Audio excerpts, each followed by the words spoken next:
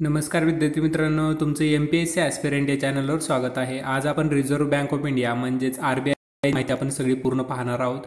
ह्याच्यामध्ये काय धोरण अवलंबते वगैरे सर्व माहिती याच्यामध्ये पाहणार आहोत। जर तुम्हाला इकॉनॉमिक्सच्या नोट्स पाहिजे असेल तर तुम्हाला डिस्क्रिप्शन बॉक्समध्ये त्याची लिंक भेटून जाते व तिथून तुम्ही डाउनलोड करू शकता।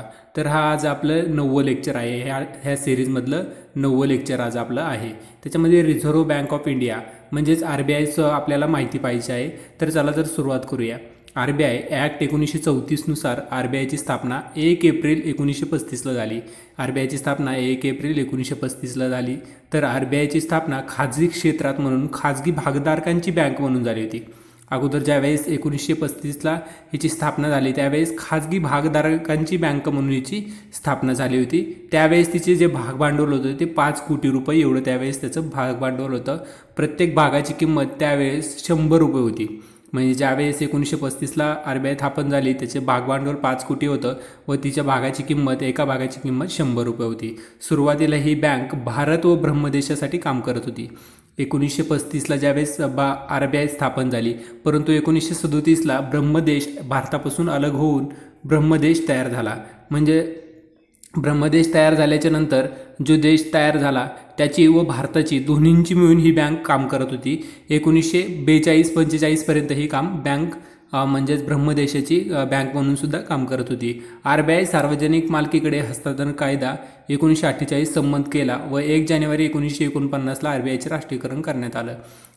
म्हणजेच RBIचं राष्ट्रीयकरण 1948च्या कायद्यानुसार करण्यात आलं, ते 1 जानेवारी 1949ला राष्ट्रीयकरण करण्यात आले। याचं तर भारत सरकारने RBIच्या प्रत्येक भागधारकांना ज्यावेळेस 100 रुपये भागधारक होता, म्हणजे 100 रुपये एका भागाची किंमत होती, त्या प्रत्येक भागाची किंमत 118 रुपये 10 आणे, त्यावेळेस आणे हे एक नाणं होतं, म्हणजेच 118 रुपये 10 आणे एवढे दिले। प्रत्येक भागधारकासाठी एवढे पैसे दिले होते। सर्व भाग विकत घेतले, म्हणजेच एका भागासाठी 118 रुपये आणि 10 आणे एवढी किंमत दिली व सर्व जेवढे RBIचे भाग आहेत सर्व भाग विकत घेतले। सर्व भागांची किंमत त्यावेळेस 5.54 कोटी रुपये एवढी भागभांडवल त्यांनी भागधारकांकडून म्हणजे भागधारकांना एवढे पैसे वाटले। अगोदर किती होतं भागभांडवल किती होतं 5 कोटी, नंतर 5.54 कोटीला एवढं विकत घेतलं। नंतर मात्र RBIचे भागभांडवल जे आहे ते अजूनसुद्धा 5 कोटी रुपयेच आहे, म्हणजे त्याच्यात कसल्याही प्रमाणात वाढ झालेली नाही। ती 5 कोटी रुपयेच एवढं त्याचं भागभांडवल अजूनही RBIचं आहे। RBIचे पहिले governor Shri Osborne Arkel Smith होते। म्हणजेच ज्यावेळेस RBIची स्थापना झाली 1935ला त्यावेळेस पहिले गव्हर्नर म्हणून ऑसबर्न अर्कल स्मिथ त्यावेळेचे गव्हर्नर म्हणून काम केलेलं आहे। तर पहिले भारतीय गव्हर्नर म्हणून CD देशमुख, जे भारतीय गव्हर्नर आहेत ते पहिले ते CD देशमुख आहेत। आणि नंतर सध्या 25वे गव्हर्नर, आत्ता सध्या जे गव्हर्नर आहेत आपले 2019ला त्यांची नियुक्ती करण्यात आली, ते म्हणजे शशिकांत दास, हे त्याचे आपले 25वे गव्हर्नर म्हणून सध्या काम करत आहेत। RBIचे जमा खर्चाचे वर्ष 1 जुलै ते 30 जून असतं। RBIचे जमा खर्चाचे जे वर्ष आहे ते 1 जुलै ते 30 जूनच्या दरम्यान याचं जमा खर्चाचं वर्ष असतं। आता आपण पाहणार आहोत RBIचे कार्य। RBI काही काम करते, त्याचे कार्य काय आहे तर त्याचे 2 भाग पडतात, एक परंपरागत कार्य आणि पर्यवेक्षणात्मक कार्य। ह्याच्यामध्ये पहिलं आहे चलन निर्मितीची मक्तेदारी। RBI भारतामधील जेवढ्या नोटा आहेत, चलने वगैरे आहेत, जेवढे आपले नाणे वगैरे सगळ्यांचं जी तयार करण्याचं काम हे म्हणजेच RBI करते। त्यामुळेच तिला चलन निर्मितीची मक्तेदारी RBIकडेच आहे। भारताच्या जेवढ्या नोटा वगैरे सर्व हे RBI तयार करते। फक्त जे नाणे आहेत 1 रुपयापासून ते सर्व नाणे 10 रुपयापर्यंतचे नाणे व 1 रुपयाची जी नोट आहे ती फक्त RBI तयार करत नाही, एवढं लक्षात ठेवा। बाकी सर्व नाणे तयार करण्याची व नोटा तयार करण्याची मक्तेदारी ही RBIकडे आहे। नंतर ही सरकारची बँक म्हणून काम करते। म्हणजे सरकार जे आहे आपलं भारत शासनाचे जे शासनाच्या नावाने चेक निघतात, ड्राफ्ट्स वगैरे असतात, नंतर सरकारी बॉन्ड्स वगैरे असतात, सगळ्यांची विक्री, देणं घेणं सगळ्या गोष्टी म्हणजे सरकारचा परकीय चलन वगैरे सर्व गोष्टीचा सांभाळ म्हणजे सरकारची तिजोरी म्हणून सुद्धा म्हणजे RBI काम करते। म्हणजे प्रत्येक गोष्टीचं सरकारचं जेवढं फायनान्शियल पैशाचं जेवढं कार्य असतं ते सर्व RBI सांभाळते। आणि नंतर बँकांची बँक म्हणून जे व्यापारी बँका असतात आपले जे खाजगी बँके व्यापारी बँका आहेत, समजा आपण जर व्यापारी बँकांमध्ये धरलं तर SBI आहे, नंतर भरपूर नंतर बँक ऑफ इंडिया बँक आहे, अशा भरपूर ज्या बँका आहेत, ओव्हरसीज बँक वगैरे, ह्या सर्वांवर नियंत्रण ठेवण्याचं काम हे RBI करते. म्हणजे जे व्यापारी बँका असतात त्या व्यापारी बँकांवर नियंत्रण ठेवण्याचं काम हे RBI करते. नंतर अंतिम ऋणदाता किंवा अंतिम त्राता, तर ह्याला काय आहे याच्यामध्ये, तर अंतिम ऋणदाता म्हणजे जे व्यापारी बँका आहेत, आपण बँकांकडून कर्ज घेतो. समज मी 100 रुपये SBI कडून कर्ज घेतलं, तर ते 100 रुपये SBI कडून कर्ज घेणार, तर RBI कडून कर्ज घेतलं, त्याच्यावर कोणीही RBI ला कर्ज देत नाही. म्हणजे शेवटचा अंतिम ऋणदाता ही RBIच आहे ह्याच्यामध्ये. नंतर निरसन ग्रहामध्ये काय असतं, तर आता समज स्टेट बँक ऑफ इंडिया आहे, नंतर एक आपण धरलं तर दुसरी आहे बँक ऑफ इंडिया आणि स्टेट बँक ऑफ इंडिया यांच्या नावाने काही चेक्स येतील. एखाद्याचं अकाउंट बँक ऑफ इंडियामध्ये आहे व स्टेट बँकमध्ये एखाद्याचं अकाउंट आहे, परंतु त्यांनी एकमेकांकडे चेक आले, ह्या बँकेचं चेक ह्या बँकेकडे आला, त्या बँकेचं चेक त्या बँकेकडे जमा झालेला आहे. ह्या दोन्हींचं पैशांचं देणं घेणं असतं ते एका निरसन ग्रहाअंतर्गत कार्य पार पडतं, त्यालाच निरसन ग्रह असं म्हटलं जातं. हे काम सुद्धा RBIच्या कार्यकारी मंडळामार्फत केलं जातं. नंतर पत नियंत्रण, किंमत स्थैर्य. पत नियंत्रण, बाजारामध्ये जेवढे पैशाचं वगैरे म्हणजे बाजारामध्ये किती पैसा उतला पाहिजे काय वगैरे सर्व गोष्टीचं पत नियंत्रण, म्हणजे जे आपले बँक दर वगैरे ह्या गोष्टीचं सर्व नियंत्रण. किंमत स्थैर्य, बाजारामधले ज्या वस्तूंच्या किमती वगैरे किती प्रमाणात वाढल्या पाहिजेत काय वगैरे त्याच्यावर सगळं कंट्रोल हे RBIचं चांगल्या प्रकारे असतं. नंतर परकीय चलन साठ्याचा सांभाळ. आपल्या भारत शासनाचा काही परकीय चलन साठा असतो, म्हणजेच आपले सध्या 500 कोटीच्या म्हणजे 500 अब्जाच्या वर आपला काही चलन साठा आहे भारताचा, तर तो चलन साठ्याचा सांभाळ ही RBI करते. नंतर अर्थविषयक आकडेवारी प्रसिद्ध करणे, म्हणजे RBI आता आपल्या काही अर्थविषयक म्हणजेच जे अर्थविषयक आकडेवारी म्हणजेच फायनान्शियल इयरमध्ये ज्या गोष्टी अर्थविषयक घडतात, म्हणजे सर्व गोष्टींचं देणं घेणं, नंतर बँक दर, बँक रेट वगैरे सर्व गोष्टीचं हे सगळे आकडेवारी प्रसिद्ध करण्याचं काम हे RBI चांगल्या प्रकारे करते. नंतर आहे पर्यवेक्षणात्मक कार्यामध्ये काय मोडतं, तर पर्यवेक्षणात्मक कार्यामध्ये बँकांना परवाना देणे. एखादी खाजगी बँक आहे, तिला स्थापन व्हायचं आहे, तर ती स्थापन करण्यासाठी आपण RBI कडे ती एखादा परवाना मागेल, तर परवाना RBI देते. नंतर शाखा परवाना पद्धती, म्हणजे एखादी शाखा त्या बँकेला दुसरीकडे काढायची आहे, समज एखादी शाखा अहमदनगरमध्ये काढायची, ती पुणे येथे स्थापन आहे, अहमदनगरमध्ये शाखा काढायची, त्यासाठी सुद्धा RBI कडून त्यांना परवाना घ्यावा लागतो. नंतर बँकांची तपासणी करणे, बँकांची जी खाते आहेत सर्व गोष्टीचं कागदपत्राची तपासणी वगैरे ही RBI करते. बँकांच्या कार्यपद्धतीचे नियंत्रण, म्हणजे बँकांकडे निधी आहे, त्या निधीचं अयोग्यप्रमाणे बँका वापर करू नयेत म्हणून त्याच्यावर नियंत्रण ठेवण्याचं, कार्यपद्धतीवर नियंत्रण ठेवण्याचं काम हे RBI करते. नंतर बँकांच्या व्यवस्थापनावरील नियंत्रण, बँकांचे व्यवस्थापन म्हणजे बँकांवर खाजगी बँक आहे तिच्यावर संचालक मंडळ असतं, नंतर मुख्य कार्यकारी मंडळ वगैरे असतं, सगळे जे त्याच्यामध्ये काम करणारे वर्कर्स वगैरे ह्या सगळ्यांवर नियंत्रण, म्हणजे त्यांचे जर बदली करायची असेल, त्यांची नियुक्ती करायची असेल, ह्या सर्व गोष्टीवर नियंत्रण ठेवण्याचं काम ही RBI करते. नंतर बँकांच्या विलिनीकरणावर नियंत्रण, बँकांचं विलिनीकरण बघितलं आपण तर पंजाब नॅशनलमध्ये न्यू बँक ऑफ इंडियाचं 1993 मध्ये विलिनीकरण झालं. याच्या मागच्या चॅप्टरमध्ये आपण विलिनीकरण पाहितलेलं आहे. ते विलिनीकरणावर नियंत्रण ठेवण्याचं काम सुद्धा RBI करते. नंतर वित्तीय पर्यवेक्षण मंडळ तसंच पर्यवेक्षण विभागाची स्थापना, जे पर्यवेक्षण विभागाची स्थापना 1994 करण्यात आलं.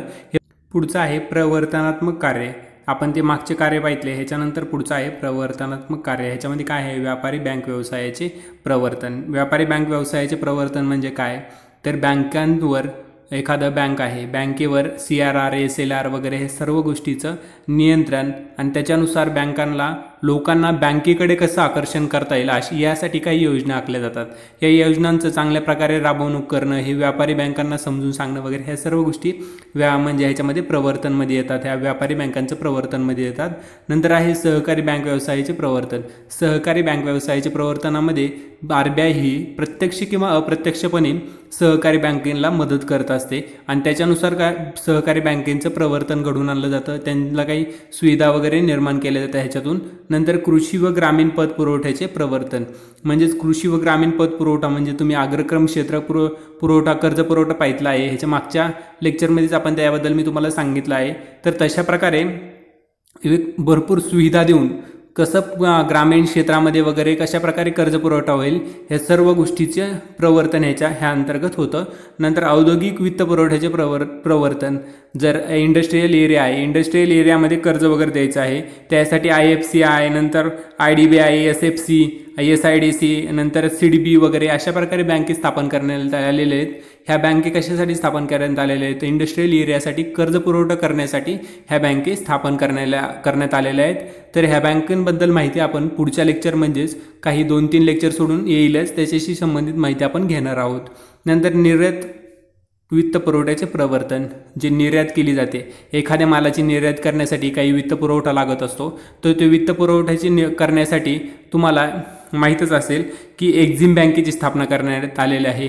एक्सपोर्ट अँड इम्पोर्ट बँक म्हटलं जातं त्याला।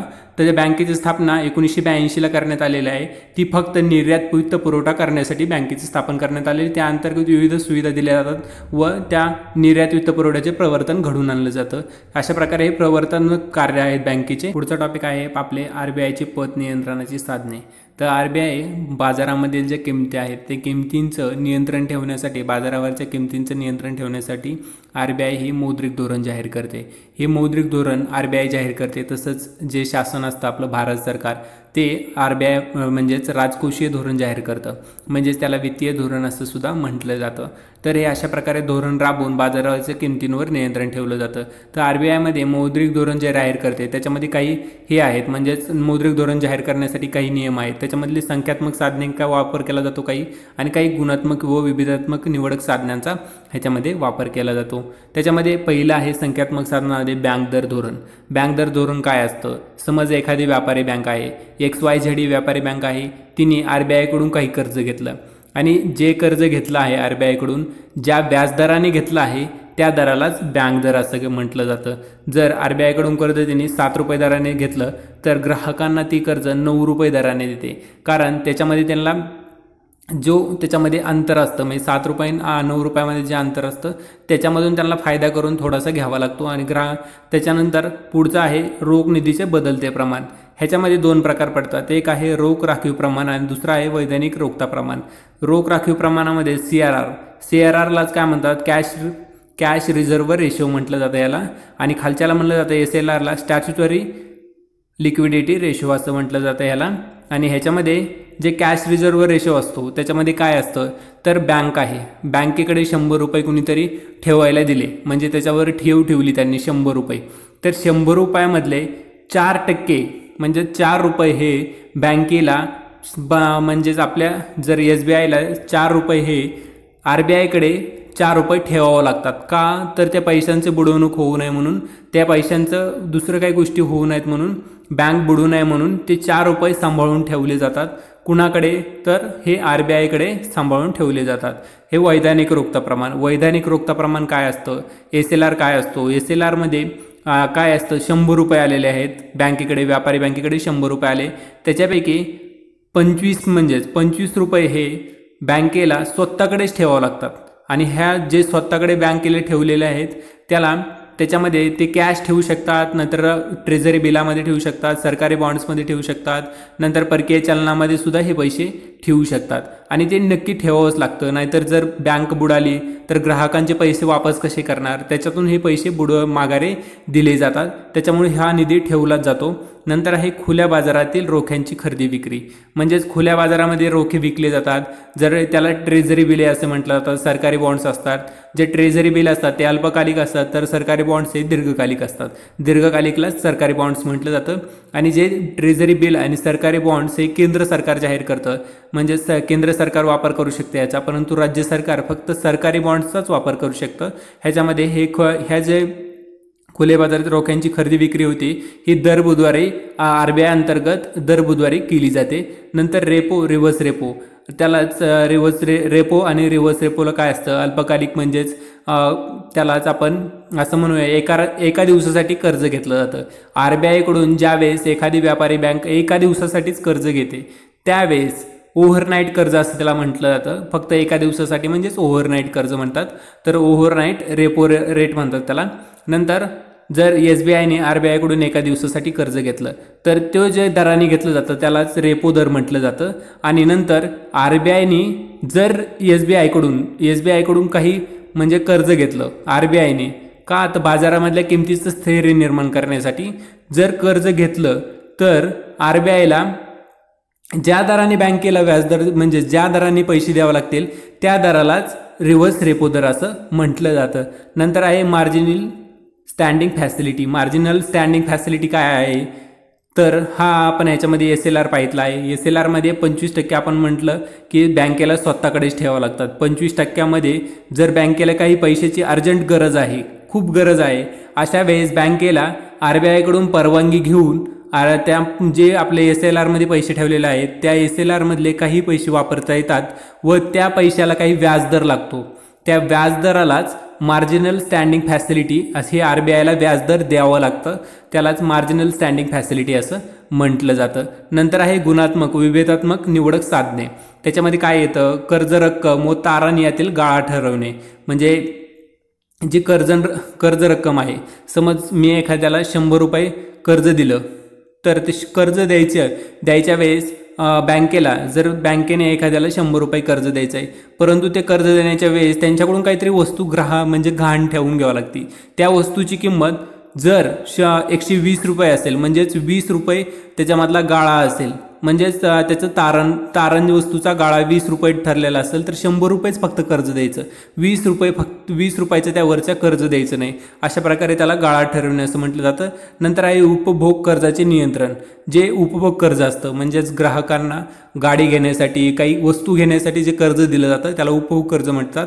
हे उपभोग कर्जाचं नियंत्रण करण्यासाठी म्हणजे बाजारामधील पैसा कमी करण्यासाठी हे उपभोग कर्ज न देण्याचा आदेश बँकांना दिला जातो, त्यालाच उपभोग कर्जाचे नियंत्रण असं म्हणतात। नंतर कर्जाचे रेशनिंग। आपण अग्रक्रम क्षेत्राचे कर्ज बघितलं तशाच प्रकारे कर्जाचं रेशनिंग केलं जातं। नंतर आहे कर्जाचे नैतिक समजावणी। नैतिक समजावणीमध्ये काय असतं तर व्यापारी बँकांनी कमीत कमी चांगल्या प्रकारे ग्राहकांना सुविधा द्याव्यात, त्याच्यासाठी काही प्रकारे म्हणजे जेवढे नियम लावता येतील चांगल्या प्रकारे नियम राबवून घेता येतील बँकेकडून, म्हणजे समजून वगैरे अशा प्रकारे त्याला नैतिक समजावणी असं म्हटलं जातं। नंतर प्रसिद्धी। RBI हे प्रत्येक बँकेचं वगैरे अर्थविषयक जे गोष्टी असतील ते सर्व प्रसिद्ध करण्याचं काम RBI करते। नंतर प्रत्यक्ष कारवाई म्हणजेच एखादी बँक ऐकत नाही, RBIची कोणतीही गोष्ट ऐकत नाही, अशा वेळेस प्रत्यक्ष कारवाई सुद्धा RBI करते। नंतर आदेशाद्वारे नियंत्रण। RBI आदेश देऊन सुद्धा नियंत्रण करू शकते, ह्या अंतर्गत आदेशाद्वारे नियंत्रण बँकेद्वारे मिळवलं जातं। नंतर आहे आपलं टॉपिक चलन पुरवठा मापन पद्धती। चलन पुरवठा मापन पद्धतीमध्ये काय असतं तर चलन पुरवठा M1, M2, M3 अशा प्रकारे त्याची विभागणी केली जाते, M2, M3। तर M1 मध्ये काय असतं तर लोकांजवळील चलनी नोटा व नाणी, म्हणजे लोकांकडे जे चलनी नोटा व नाणी आहेत ते, प्लस लोकांच्या बँकांमधील मागणी ठेवी व RBI मधील इतर ठेवी। म्हणजे लोकांकडे जर बँकेमध्ये काही ठेवी ठेवलेल्या आहेत, मागणी ठेवी म्हणजे 5-6 महिन्यासाठी 3 महिन्यासाठी अशा ठेवी ठेवलेल्या आहेत, ते मागू शकतात कधी पण, अशा ठेवी व RBI मधील इतर ठेवी। RBI मध्ये व्यापारी बँकांनी काही ठेवी ठेवली असतील तर त्या ठेवी ह्या सर्वांचा समावेश M1 मध्ये होतो। तर M2 मध्ये काय होतं, M1 मधील ज्या किमती सर्व आहे त्या गोष्टीचा समावेश तिथे होतोच, परंतु बँकांमधील बचत ठेवींपैकी मुदत ठेवी, ज्या बचत ठेवी आहेत बँकांमधील त्या बँकांमधील त्यामधल्या मुदत ठेवी ह्याच्यामध्ये प्लस होतात। नंतर बँकांनी विकलेले CDSचे पैसे सुद्धा याच्यामध्ये ॲड होतात। नंतर 1 वर्षापर्यंतच्या मुदत ठेवी याच्यामध्ये घेतल्या जातात। 1 वर्षापर्यंतच्या मुदत ठेवी सुद्धा ह्या M2 मध्ये समावेश होतो याचा, आणि याच्यावर प्रश्न पण येत असतात, त्याच्यामुळे हा टॉपिक समजून घ्या चांगल्या प्रकारे। तर ह्याच्यामध्ये M2 मध्ये काय होतं, M2 मध्ये काय असतं तर ह्या गोष्टी सर्व पाठ करून घ्या तुम्ही चांगल्या प्रकारे। M2, M3 वगैरे हे सर्व गोष्टी पाठ करण्याच्या गोष्टी आहेत। तर M2, M3 मध्ये काय असतं, M2 ह्याच्यामध्ये प्लस होतो, म्हणजेच M1, M2 आणि ह्याच्यामध्ये प्लस झालेला आहे M3 मध्ये। तर प्लस 1 वर्षापेक्षा जास्त काळाच्या मुदत ठेवी, जे 1 वर्षापेक्षा जास्त काळाच्या मुदत ठेवी आहेत त्या, प्लस बँकेची मागणी देय व मुदत कर्जे। जे बँकेची मागणी देय कर्ज हे आहेत, मागणी देय आणि मुदत जे कर्ज आहेत ते सर्वांचा ह्याच्यामध्ये समावेश होतो। तर ह्याच्या कन्सेप्ट पाहूया। तर M1 ला काय म्हटलं जातं, पैशाचा पुरवठा असं म्हटलं जातं। M1 काय करतं, पैशाचा पुरवठा करतं, लोकांजवळ पैसा असतो त्यामुळे पैशाचा पुरवठा म्हणतात। ह्यालाच M3 ला काय म्हणतात, तो पैसारूप साधन संपत्ती असं म्हटलं जातं M3 ला। नंतर M1 ला काय म्हणतात, पैशाची परंपरागत मर्यादित व्याख्या देते हे असं म्हणजेच परंपरागत आणि मर्यादित व्याख्या देते M1ला म्हटलं जातं. नंतर M3ला पैशाची व्यापक व्याख्या देते, म्हणजे पैसा भरपूर प्रमाणात. आता M1ची डिफिनेशन बघितली आपण, ह्याच्यामध्ये 3 गोष्टी ॲड होतात, परंतु M3मध्ये किती गोष्टी, भरपूर गोष्टी ॲड होतात, म्हणून पैशाची व्यापक व्याख्या देते असं याला M3ला म्हटलं जातं. नंतर आहे M1 संकुचित पैसा. हा पैसा लोकांकडे असतो त्यामुळे त्याला संकुचित पैसा, ह्याच्यामध्ये वाढ वगैरे काही होत नसतो. हा व्यापक व विस्तृत पैसा असतो, म्हणजे सगळ्यांकडे हा पैसा पोहोचलेला, RBI पर्यंत ह्या पैशाचं नियंत्रण वगैरे सर्व गोष्टी याच्यामध्ये असतात, त्यामुळे ह्याला व्यापक किंवा विस्तृत पैसा असं म्हटलं जातं.